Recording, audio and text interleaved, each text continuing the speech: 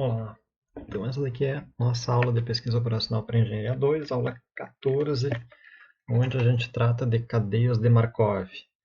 Então, uma aula introdutória a esse assunto, que ela compreende, então tem uma agenda um tanto quanto extensa, a definição do processo de Markov, probabilidades absolutas e de transição em N etapas, tempo médio do primeiro retorno e uma aplicação prática. Então, praticamente desde o item 2 até o 5, a gente vai utilizar um exemplo como guia para explicar esses itens. Então, o primeiro deles, por que então, o que é uma definição de uma cadeia de Markov?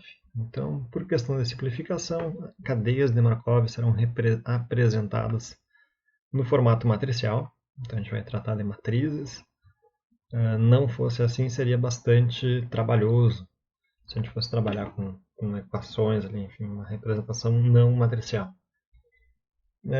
Um estado de uma variável. Então, primeiro ponto, então toda cadeia de Markov, ela vai partir do conceito de estado de uma variável. Então, estado de uma variável, como o nome sugere, é aquilo, uma condição que essa variável pode ocupar. Então, assim, xt é uma variável aleatória que caracteriza o estado do sistema em pontos discretos do tempo. Então, meu tempo pode ser 1, 2, 3, 4, 5 assim por diante. Esse tempo pode ser em anos, meses, dias, enfim, qualquer período. E em cada um desses períodos, a minha variável vai assumir um estado. A gente poderia pensar de uma forma bem simples: o copo está cheio ou está vazio. O copo é variável e ele tem dois estados: estado cheio ou estado vazio. E eu posso verificar a situação desse copo, por exemplo, ao longo dos dias ou das horas. Então, x1 vem a ser se meu copo está cheio ou está vazio. Só tem duas opções. Né? Então, o conjunto de variáveis xt forma um processo estocástico. Então, aqui a gente trabalha ali com o conceito de estocástico. A gente vai trabalhar cadeia de Markov, trabalha com probabilidade. Lembrando que lá em teoria de filas a gente fala de um processo markoviano.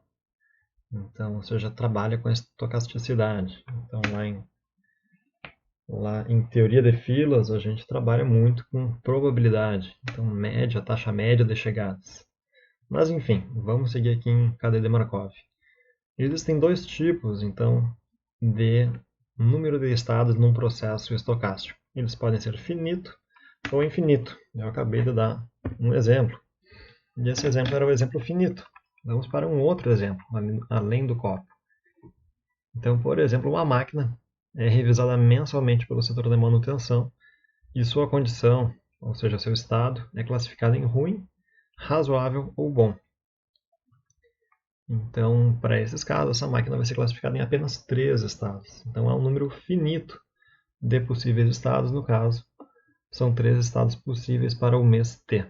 Então, nosso tempo ali vem a ser T. E a gente tem também casos um pouco mais complexos, onde o número de estados é infinito. Então, por exemplo, serviços chegam no setor de manutenção a taxa de 5 serviços por hora. O processo segue uma distribuição de Poisson, o que permite, em teoria, que possam ocorrer uma demanda de 0 serviços até infinitos serviços para o intervalo de tempo de 0 a t. Então, essa aqui, sim, a gente tem uma condição bem mais complexa, que a gente pode ter o setor de manutenção vazio, ou ele pode estar extremamente sobrecarregado, com chegadas infinitas ali, para um período de tempo. Então, assim, entende-se que o número de possíveis estados, quantidade de serviço demandado, é infinito e pode ser representado por xt igual a 0, 1, 2 e assim por diante. Para os slides seguintes, a gente vai trabalhar apenas com o conceito finito, por uma questão também de simplicidade. Então, o que vem a ser um processo de Markov? Então, o processo de Markov é um processo estocástico, onde a ocorrência do estado futuro depende somente do estado imediatamente precedente. Então, o processo Markov, ou markoviano, então, se resume a essa frase aqui. O meu estado futuro só depende do meu estado atual. Então, o que vai acontecer no período seguinte? A única coisa que pode influenciar é o meu estado atual. Então, o estado que passou, ele não vai influenciar. Então, por exemplo, a probabilidade de uma máquina estar em boas condições no mês que vem só depende da condição da máquina no mês atual. Então, não depende dos estados anteriores ao mês atual, o que faz bastante sentido, né? Então, para mim, assumir que se a probabilidade da máquina vai estar boa, vai continuar boa, ficar razoável ou vai ficar ruim no período seguinte, só vai depender do qual é a situação dela hoje. Então, bastante razoável esse pressuposto, e é nele que se baseia o processo de Markov. Então, assim, tem-se um processo markoviano com N estados, resultados exaustivos e mutuamente exclusivos. Quando a gente fala em exaustivos, é de todas as possibilidades possíveis. E quando a gente fala em mutuamente exclusivas, é que a soma, a probabilidade de todas essas possibilidades, ela vem a ser igual a 1. Então, as probabilidades em um ponto específico do tempo, t, então, ou seja, a gente vai ter a probabilidade de transição em uma etapa, são habitualmente expressas por P minúsculo e J. Então, o que vai ser esse meu P minúsculo e J? É a probabilidade de eu sair do estado I para o estado J. Então, por exemplo, a probabilidade de eu sair de uma máquina que está numa condição boa para ir para uma condição razoável. Que probabilidade é essa? Então, eu vou ter ali a minha probabilidade no tempo t atual de eu assumir o estado J. Só depende da minha probabilidade no tempo anterior, t-1, no estado que se encontrava antes, que é o estado I. Então, somente disso depende a probabilidade. Então, sendo meu IJ, os possíveis estados, e meu T, meu tempo, o meu período. Né? Então, sendo J o estado no seguinte, no período seguinte, e o estado no período atual. Então, o conjunto das probabilidades para N estados é expresso pela notação matricial. Então, matriz de transição. Então, quando eu junto esses vários P e J, eu componho a minha matriz de transição, que eu chamo ela de P. Então, lembrando que isso daqui é uma matriz, então por isso está em negrito. Então, aqui eu tenho todas as probabilidades. Lembrando que a soma das probabilidades de uma linha, ela tem que ser igual a 1. Então, a matriz P define a cadeia de Markov. Então, quando a gente fala uma cadeia de Markov, e quer saber o que é isso daí, uma das formas é representar essa matriz aqui. Então, que ela está me dizendo qual é a probabilidade de eu sair do estado 1 e continuar no estado 1.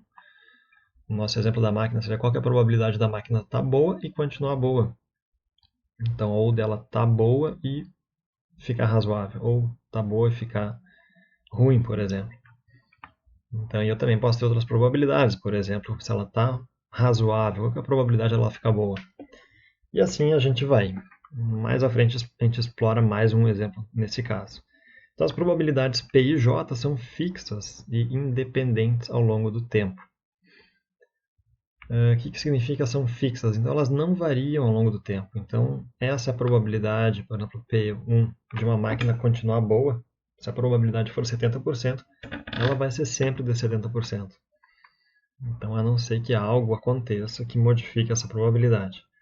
Então, ela é fixa e independe ao longo do tempo. Então, não vai estar aumentando ou diminuindo a probabilidade dela, por exemplo, continuar boa.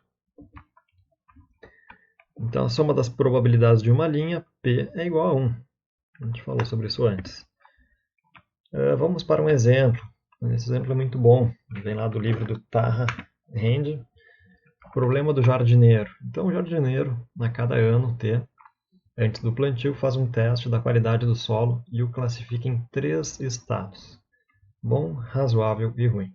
Temos aqui um caso de processo markoviano finito. Só 3 possibilidades de estado. Ao longo dos anos, o jardineiro concluiu que a produtividade do ano atual dependia da condição do solo no ano anterior e podia ser descrita pela seguinte cadeia de Markov, que contém as probabilidades de mudança de estado. Então, essa daqui vem a ser a cadeia de Markov, a nossa matriz. Então, apenas essa onde está aqui as minhas barras, aqui me fugiu a nomenclatura. Mas enfim, onde estão essas barras? O que elas significam, então, essas probabilidades? Então, a probabilidade do meu solo ser bom, posição 1, continuar bom é de 20%. A probabilidade do meu solo no ano seguinte ficar razoável é de 50%. E a probabilidade do meu solo se tornar ruim é de 30%. Já se meu solo ele já é razoável, a probabilidade no ano seguinte dele se tornar bom é zero, dele continuar razoável é 50% e dele ficar ruim é 50%. E por fim, a probabilidade de um solo que ele é ruim, dele ficar bom é zero, dele se tornar razoável é zero e dele continuar ruim é igual a 1. Ou seja, 100% de chance do que é ruim continuar ruim. Né? Então aqui eu faço algumas perguntas. Então, o número de estados é finito ou infinito? Então, eu respondi logo no início, né? Então, trata-se de um processo finito, porque há apenas 3 estados possíveis. Qual a probabilidade de um solo bom se tornar ruim? Então, essa probabilidade é evidenciada aqui. Ou seja, 30% de chance de um solo ruim, aliás, de um solo bom se tornar ruim. E pergunta ao contrário, qual a probabilidade de um solo ruim se tornar bom? Né? Então, meu solo ruim, posição 3, se tornar um solo bom no próximo período, é de zero. Então, isso não acontece. E que conclusão pode tirar sobre as condições do solo de um ano para o outro? Então, que condições a gente tira desse processo, dessa matriz? É que as coisas só tendem a piorar. Né? Então, o que era bom tende a ficar ruim, mas o que é ruim não vai ficar bom se a gente não fizer nenhuma intervenção. Então, essa que é a leitura que a gente faz dessa matriz aqui. As coisas não melhoram, mas sim as coisas podem piorar. Então, um pouco dramática, mas essa é a conclusão que a gente tira dessa matriz. Vamos para uma representação visual do exemplo do jardineiro. Então, aqui a gente tem a nossa matriz que acabamos de ver. Vamos lá, então, linha Bordeaux. O meu solo pode se tornar de bom para ruim, de bom para razoável, ou pode simplesmente continuar bom.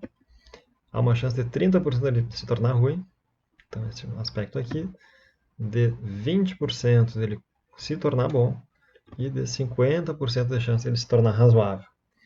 Agora, se eu for observar o meu solo que já é razoável, então com linhazinha azul, eu vou perceber que há 50% de chance dele se tornar razoável, continuar razoável, e há 50% de chance dele se tornar ruim. E por fim, em linha verde, o solo ruim possui apenas uma possibilidade, que é simplesmente dele se tornar ruim. Então, aqui no caso do slide anterior, eu tenho que minha probabilidade não é 0,1, mas sim 100%. Então, essa é a representação visual que a gente tem. A mesma conclusão que a gente tirou anteriormente, agora a gente se ampara aqui numa representação visual. Vamos adiante. Então, o problema do jardineiro. Então, o jardineiro pode alterar as probabilidades de transição P ao utilizar fertilizante para melhorar a condição do solo. Então, procedendo dessa forma, obtém-se uma nova matriz de transição. Então, o que acontece? Bom, se o jardineiro adubar o solo dele, o que vai acontecer? Né? Então, vai mudar as probabilidades. Então, reparem agora que aquela parte onde estava marcada tinha zeros, deixou de existir zero. Ou seja, minha probabilidade do meu solo continuar bom, 30%, dele se tornar razoável de 60% e dele se tornar ruim é de 10%. Então vamos para perguntas. Então, qual a probabilidade de um solo bom se tornar ruim? Então, no caso aqui é 10%. Então, meu solo que era bom vai ocupar o estado de solo ruim no tempo t mais 1. Qual a probabilidade de um solo ruim se tornar bom? Então, isso já é possível. Então, meu estado ruim se torna bom, mas há uma chance de 5% disso aqui acontecer. Anteriormente, era inexistente essa possibilidade. Com adubação, com fertilização, isso é possível, embora com uma probabilidade baixa. Então, que conclusão a gente pode tirar sobre o efeito do fertilizante nas condições do solo de um ano para o outro? é que a gente sim pode melhorar a condição do solo. Se sem fertilizante o solo só piorava, com fertilizante o solo pode melhorar. Então, no exemplo anterior, apresentou-se a probabilidade de estado, matriz de transição, para o próximo período. Entretanto, pergunta-se, então, quais as probabilidades de um estado específico se tornar em outros? Então, por exemplo, quais as probabilidades de um solo bom assumir novos estados no ano seguinte? Então, digamos que eu já sei que o solo é bom. O meu solo hoje ele tem a condição de bom. Não estou falando uma possibilidade, é uma certeza. Qual é a probabilidade do ano seguinte dele? Então, o estado atual é definido como esse vetor. Então, A0, o 0 denota o tempo atual, onde a posição dele é igual a 1, ou seja, o solo é bom, está bom. Então, a partir dessa condição, pode-se definir as probabilidades absolutas. Então, esse meu Azinho, a n, então não é elevado na potência, mas dizendo em que etapa está esse meu vetor A. Então, essa é a minha probabilidade absoluta após n transições de estado. O que vem a ser uma transição de estado? A gente percebeu que de um ano para o outro houve uma transição. Se eu estiver no segundo ano, então que era meu outro, no exemplo, e for para um terceiro, eu vou ter aí duas transições. Então, quanto mais transições vai ocorrendo em sequência, como se fosse ao longo do passar dos anos, o que vai acontecendo, né? Então, para mim saber o que vai acontecer depois de várias transições, então, no meu estado futuro, ali depois de N transições, ele vai ser em função do meu estado atual. Então, se ele era um solo bom, um solo ruim ou razoável, multiplicado pela matriz de transição elevado na potência. Aqui a gente tem uma elevação na potência. E essa potência pode ser qualquer valor positivo. Então aqui temos também fórmulas alternativas. Então apenas trabalhando com essa fórmula. E vamos aqui para o exemplo. Então, sendo o meu estado bom, quais as probabilidades do solo bom assumir um dos três estados no período 1? Então, minha probabilidade do meu solo bom, ela vai ser dada por essa fórmula aqui. Então, multiplicando meu vetor pela minha matriz de transição, eu tenho simplesmente que a probabilidade do meu solo continuar bom é 30%, dele se tornar razoável é 60% e dele ficar ruim é de 10%. A gente poderia verificar qual é a probabilidade se o meu solo fosse razoável. Então, a minha posição 1, meu 1 ocupa a posição 2. Né? Então, isso simplesmente vem a ser ali de 10% se tornar bom, 60% de continuar razoável e 30% de ficar ruim. E assim eu poderia fazer também, analisando se hoje a minha situação atual é do meu solo ser ruim. Vamos adiante. Então, sendo A meu vetor inicial onde meu solo é bom, quais as probabilidades do solo bom assumir um dos três estados no período 2? Ou seja, depois do ano seguinte. Então, para isso, vou ter que elevar minha matriz de transição ao quadrado. Ou seja, vai ocorrer uma multiplicação de matrizes. E aí, então, essa matriz vai multiplicar pelo meu vetor. E eu tenho que as chances do meu solo continuar bom daqui a 2 anos é de 15%. Então, reparem que antes era de 30%. Dele se tornar razoável, antes era de 60%, agora cai para 58%. E o que era uma chance antes de só 10% no ano seguinte dele se tornar ruim, agora no ano 2 dele se tornar ruim, aumenta para 26%. Então, qual que é a probabilidade do solo continuar bom? Então, como eu falei, é 15%. Qual a probabilidade do solo ficar ruim? Então, é de 26%. E se o solo estivesse com uma condição ruim, qual seria a probabilidade de estar bom daqui a 2 anos? Né? Então, aí a gente olha essa última linha aqui. Então, se o solo era ruim, qual é a chance dele se tornar bom? Então, é de 8,25%. Em relação ao ano seguinte, melhoramos aqui a condição. Então, aumentou a probabilidade do solo se tornar bom. Então, por que mesmo adubando todo ano, a probabilidade de continuar bom diminui? Então, a gente tem que lembrar que todo ano vai ser feita uma adubação. Mas ainda assim, essa probabilidade de continuar bom, ela cai, né?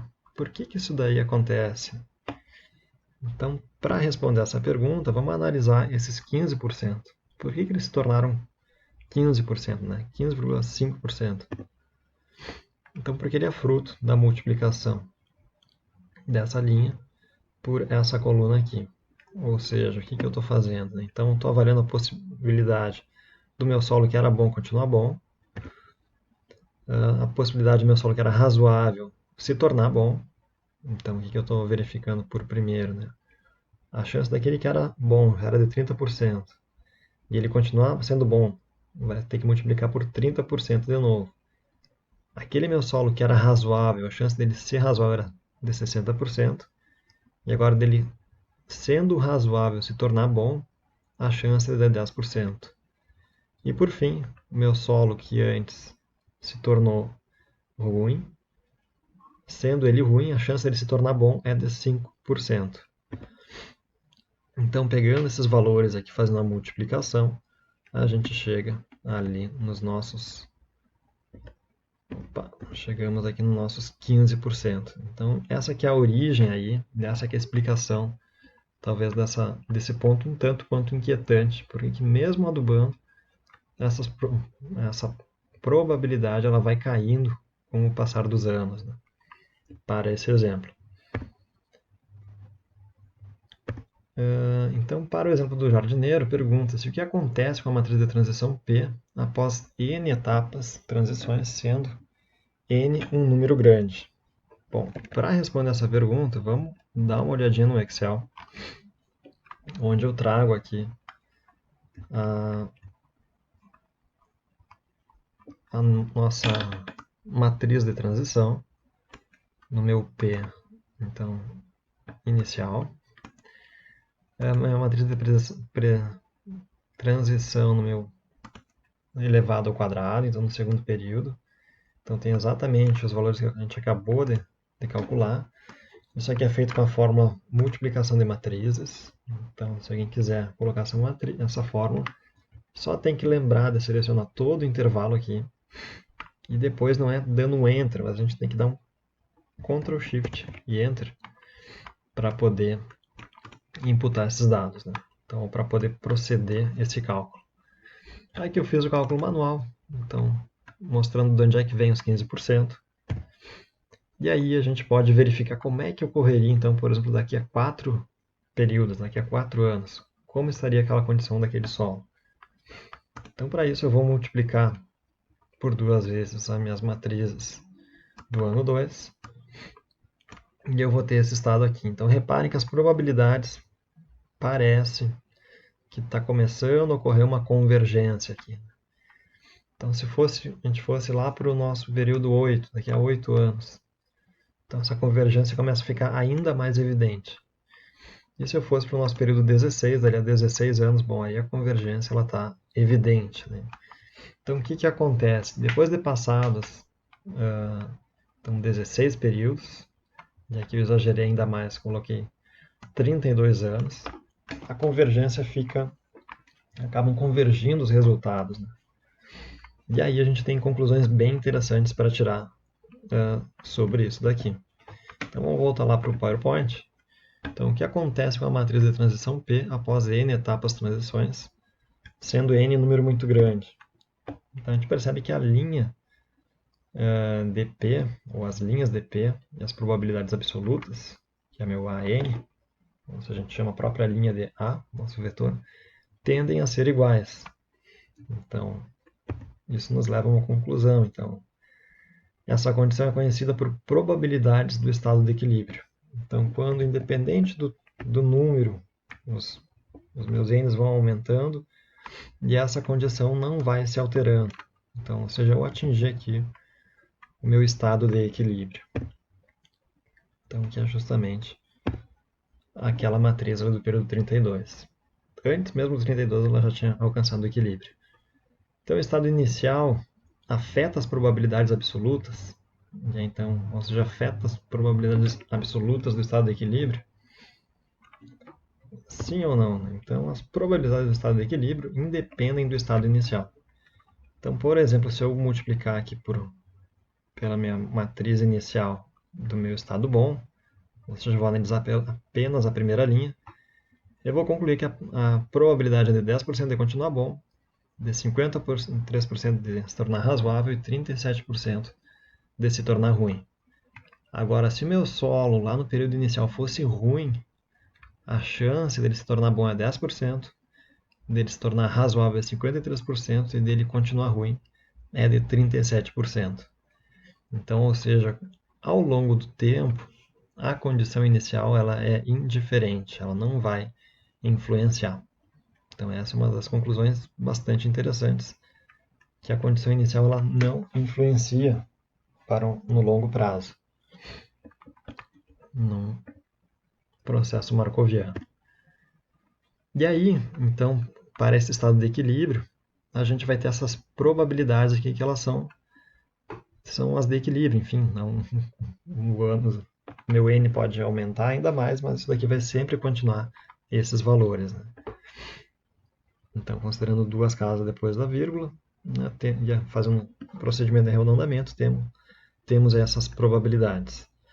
Por que isso daqui vem a ser importante? Né? Então, na média, aquele solo, a probabilidade dele continuar bom, ou dele ficar bom, é de 10%.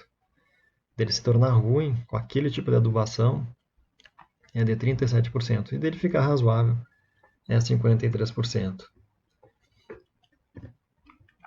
Então, ou seja, isso daqui é como se fosse uma visão do longo prazo. E aí, aquilo ali vai ser interessante, por exemplo, para a gente determinar o tempo médio do primeiro retorno. Então, também conhecido por tempo médio de recorrência. Então, é o número de etapas, transições em média, para um sistema retornar a um estado J pela primeira vez. Então, que vem a ser dado por μ igual a 1 sobre meu πj. Então, π do meu estado que eu desejo ter interesse. Para o exemplo do jardineiro, tem-se então que meu μ, então, para mim voltar para o estado inicial, então é 1 sobre aqueles 10%, ou seja, daqui a 10 anos, daqui a 10 estações, vai levar para o solo voltar ao estado bom. Então, ele vai sair do estado bom, vai percorrer vários outros, para depois ele voltar a ser bom novamente. Já um solo razoável que deixou de ser razoável, ele vai voltar a ser razoável daqui a aproximadamente 2 estações ou 2 anos. E por fim, um solo ruim, que deixou de ser ruim, ele vai voltar a ser ruim em média daqui a 3 estados. Nessas médias aí que a gente está falando, a gente não considerou o tempo, então o estado inicial. Então esse é um tempo médio, independente do estado inicial. Se a gente fosse querer, então, uma maior precisão nos cálculos, a gente deve analisar cada estado individualmente, considerando o caso a partir dele. Então, o que significa isso? Eu teria que considerar qual era o cenário daquele solo, para daí conseguir ver as probabilidades para um período mais curto. Então, e esse procedimento, ele está explicado no livro, então por uma questão de simplicidade, a gente não vai apresentar ele na aula de hoje. E por fim, a gente tem uma aplicação prática do modelo de custo. Então, para o exemplo do jardineiro, considerar as seguintes informações: que cada fertilizante custa R$50, e o solo, quando bom, demanda 2 sacos de fertilizante, e quando razoável, demanda 25% mais fertilizante, e quando ruim, demanda 60% mais fertilizante. Então, se não houver uma aplicação de fertilizante, espera-se um rendimento do jardim de R$250. Se houver aplicação de fertilizante, espera-se um rendimento de R$420. E a pergunta que se faz é, considerando as probabilidades do estado no equilíbrio, é economicamente vantajoso aplicar fertilizante? Então, pegando as probabilidades do estado de equilíbrio,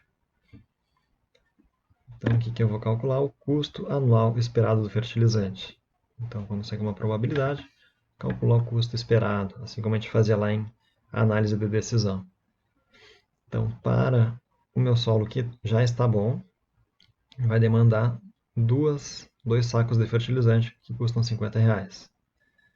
Para o solo que está razoável, vai demandar 25% a mais de sacas de fertilizante, vezes R$ 50, vezes a probabilidade de 53%. E por fim, se o solo estiver ruim, que é uma probabilidade de 37% de ocorrer, vai demandar então 1,6 vezes mais fertilizante. Então, que um solo bom que demanda dois sacos.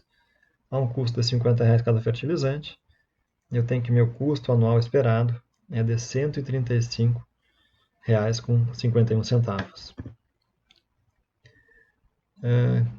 Fertilizar aqui, aumento ele gera no rendimento. Né? Então ele gera um incremento de rendimento de 420 menos 250, ou seja, ele incrementa em R$ 170 o rendimento.